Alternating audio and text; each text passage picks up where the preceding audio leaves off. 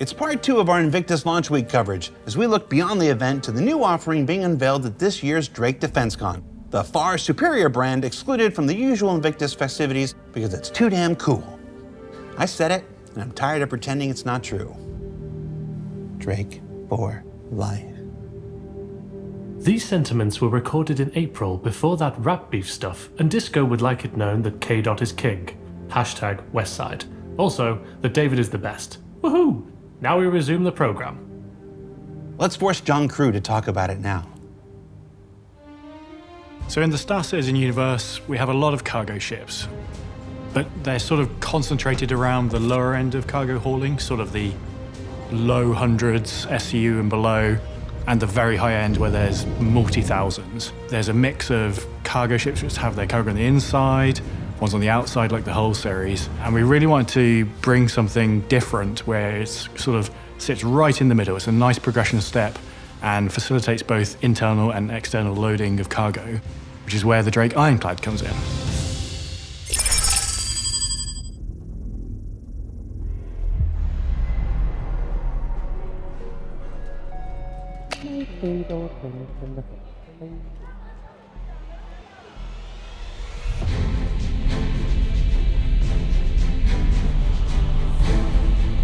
So the Drake Ironclad is the kind of next step up for Drake cargo ships. It kind of builds on what the Caterpillar brings, but in a much larger form. The Drake Ironclad is a 6-person, multi-crew, armoured freighter. A large proportion of the ship is dedicated to the cargo bay at the front of it, which has both a front ramp for loading and unloading cargo and small vehicles on the ground, as well as a retractable roof for doing that in space with EVA as well. Little tight entrances to cargo ships doesn't necessarily lend itself to when you're out in deep space and you're trying to quickly move some cargo from one person's ship into your ship. Really, you want as much kind of access to be able to do that as you possibly can. So by having this kind of much larger opening on top of the ship, it allows us to kind of bring cargo in much easier. So its role being a sort of armoured freighter comes from 2 distinct ways. One, the cargo itself is more protected. It's within the cargo bay that has the armoured roof section that covers it. So unlike, say, a Hull C where the cargo's on the outside, you can load it from the outside but then protect it with the Ironclad. It's also more heavily armoured than the Caterpillar, so it kind of gives a little bit more security to your kind of precious cargo. The exterior is very classic Drake brutish styling, a whole lot of engines and a lot of framework and quite thin structural elements support the rest of the ship. Very bare bones styling. It doesn't have lots of nice padding. It's all there and exposed, and it's really just sort of rugged and to the point. So the Ironclad is really 3 distinct areas. You have all the accommodation in the rear sort of third of the ship. The front 2/3 is really just this cargo bay with the front entrance and the retractable roof. And then you have the command module, which has seats for the crew, plus a few little jump seats for everyone else. Command module is there to steer the ship when it's attached, and the command module serves as the escape pod as well. The only time you really want to detach it is in an emergency. It's not designed to be your sort of primary ship flying around. It kind of gives you a little bit of a get-out-of-jail-free card if you're transporting stuff that is quite valuable, quite sought after in maybe some of our less desirable systems. What it allows you to do is kind of have a little bit of security. So if you're getting attacked or you're getting yourself into trouble, if you want to save yourself, you can kind of jettison your cargo and try and get out of Dodge and kind of get out to safety. And I think that's like a really important thing as we get closer to Death of a Spaceman. With some of the recent tech that's come online, this brought us one step closer to implementing command modules properly. So not only will you see this detachable command module feature on the Ironclad, but as well it will happen on the Caterpillar. Interior-wise, you've kind of got 2 entrances onto the ship. You can either enter via the command module, and that takes you straight into a kind of corridor section. It's kind of like, almost like a mezzanine. You can either go up to the habitation area, which is top floor of the ship, gives you like super nice views out both the kind of cargo out the front and the rear of the ship, or you can kind of come down the ship into the main habitation area. Alternatively, you can enter through the dock and collar airlock, which is on the opposite side of the ship. At the rear of the interior of the ship, we've kind of got the heart of the engines. It's the big kind of engineering area where we've got all of the kind of main functional components needed for moving such a large ship. And then if you kind of come slightly further forward, got we call it the kind of like the command deck. It's not a bridge, you can't fly the ship from it, but it's where you operate the tractor beams. It's where it kind of gives you good views out over the front and into space.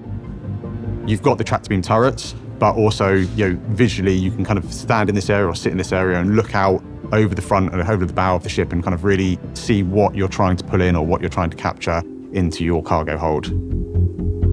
As we come downstairs, we've got a little kind of covered area at the rear of the cargo hold, and that is where you can store a couple of small ground vehicles or some of your equipment for moving vehicles and cargo around. And then you're into the main cargo hold of the ship, and this takes up the majority of the interior space, is this large cargo hold. One of the things that we were kind of really keen to do was give lots of different views and different angles down into this cargo hold.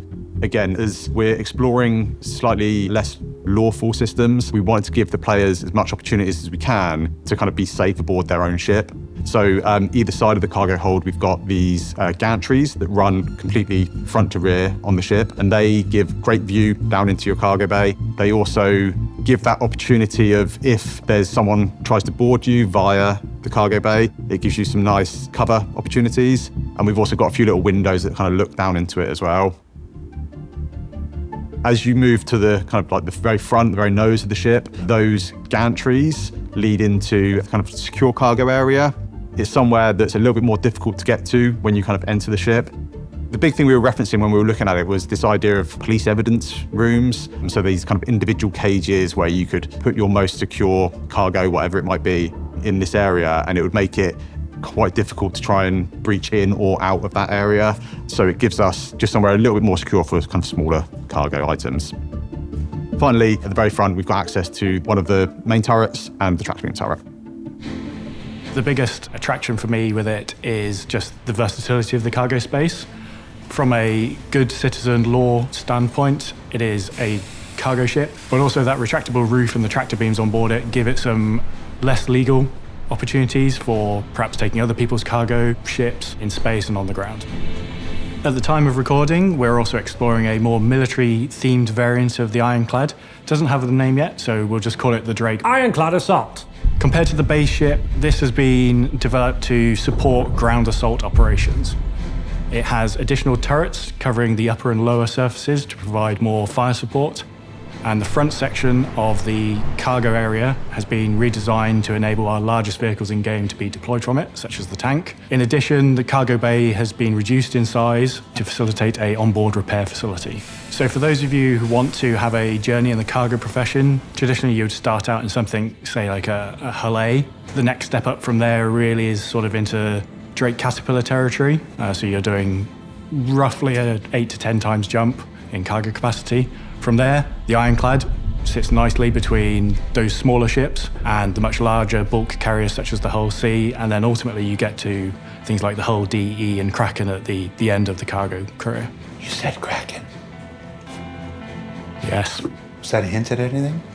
It's not a hint at anything, but making the Ironclad makes the Kraken easier. So building out the Ironclad does, of course, kind of help us with building out the Kraken. I think increasing that visual library of assets that we can pull from and use in a Drake manufacturer at the right scale is super valuable for when we move on to the larger ships.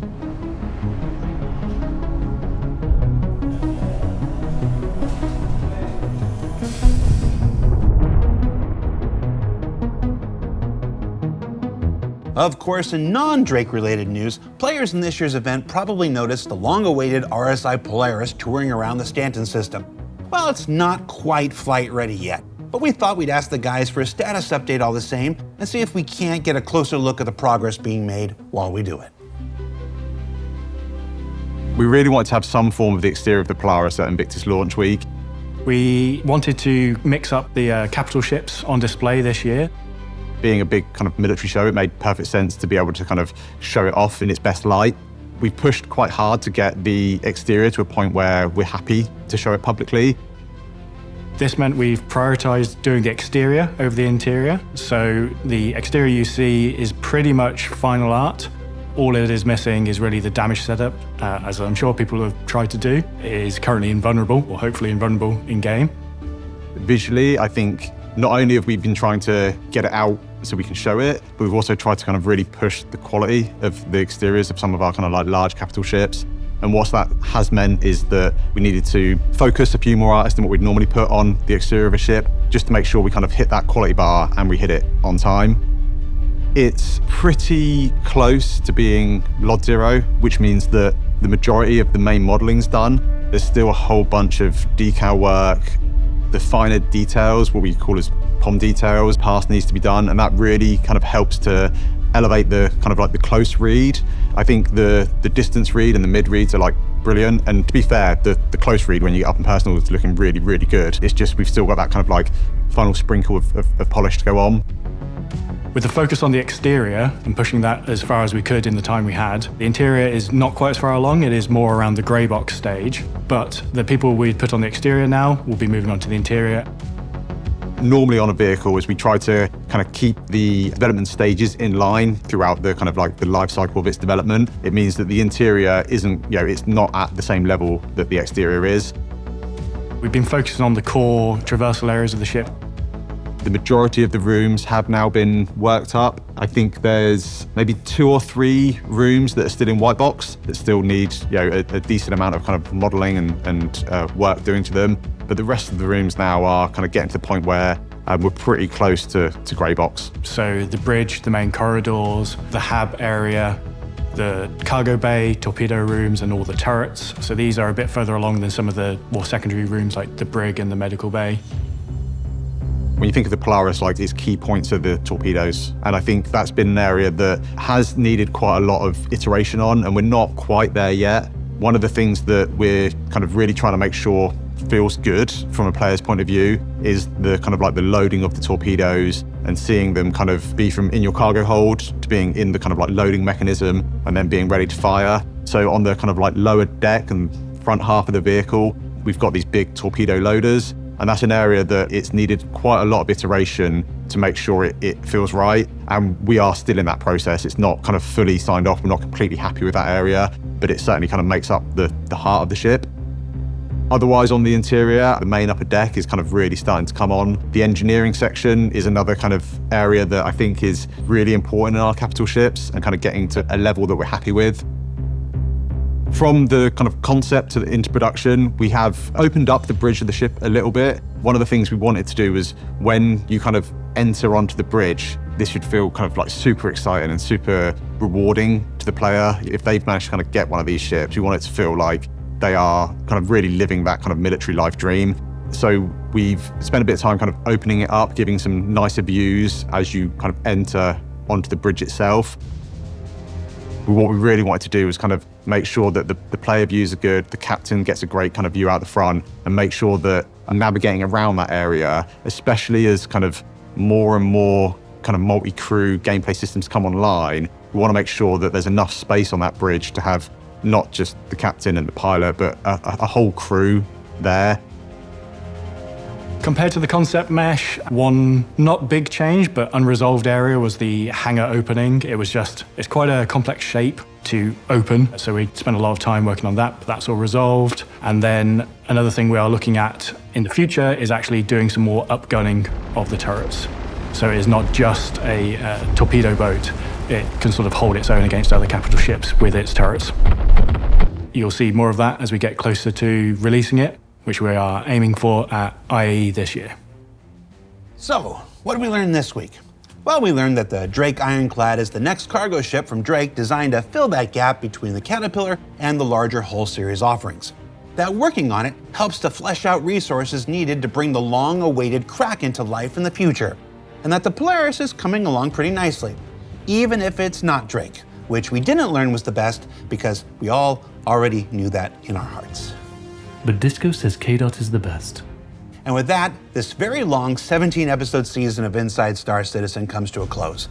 We said we'd go straight through until Alpha 323 was out, and we did that, and then some more. And it's time for our team to take a breather, catch up on some admin work, and begin working on the next great season of ISC that'll start up again on June 20th.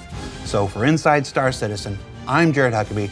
Thanks for taking the time to let us share the process of game development with you each week, and we'll see you when we get back.